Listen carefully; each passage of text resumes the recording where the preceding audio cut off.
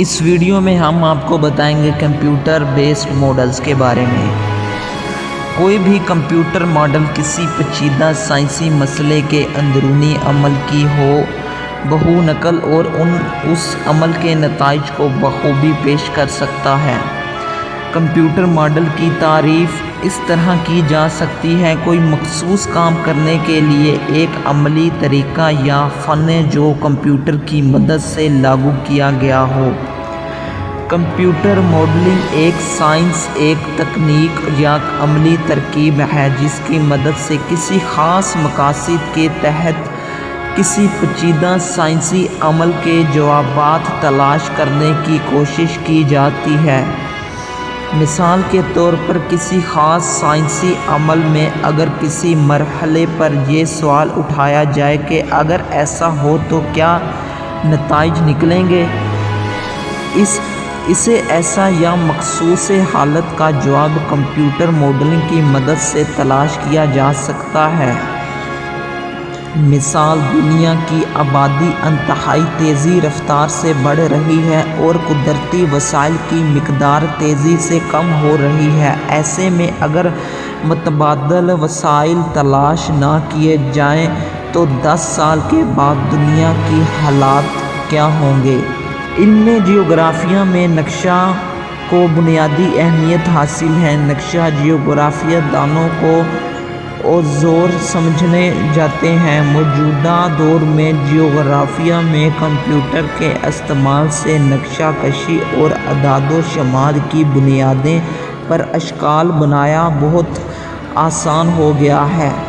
علاوہ جغرافیہ معلوماتی نظام اور گلوبل پوزیشنل سسٹم کا سارا ادارہ کمپیوٹر ٹیکنالوجی پر ہے۔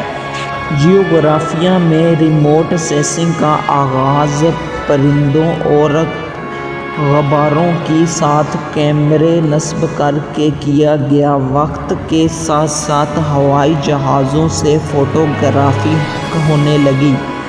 موجودہ دور میں مصنوعی سیاروں سے راڈار کے ذریعے معلومات زمین پر ریسورس سینسنگ کے ذریعے موصول کی جاتی ہے اور ان معلومات کی بنیاد پر نتائج کو کمپیوٹر نظام کی مدد سے اشکال کی صورت میں ظاہر کیا جاتا ہے۔ سطح زمین پر کسی بھی مکان کی قطعی نشاندہی کی جا سکتی ہے۔ ان تمام جدید آلات کی وجہ سے معلومات کے حصول کے لیے کڑا نہیں نقشوں کی صورت میں ظاہر کرنے تک غلطی کا احتمال بہت کم ہو گیا ہے اور ممکنہ حد تک درست نتائج حاصل کیے جاتے ہیں۔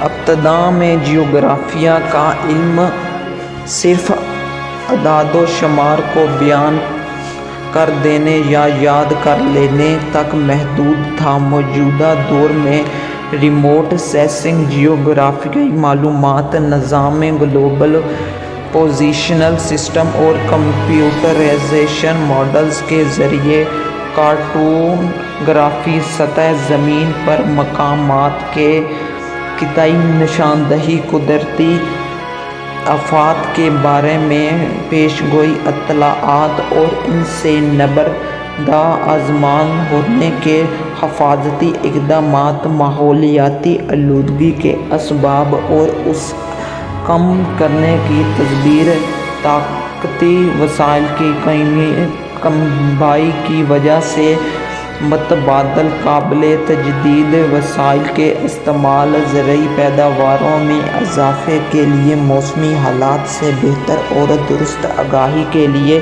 جدید آلات کے استعمال کا ذریعہ کار بڑھتا جا رہا ہے اور اس بنیاد پر امید کی جا سکتی ہے کہ مستقبل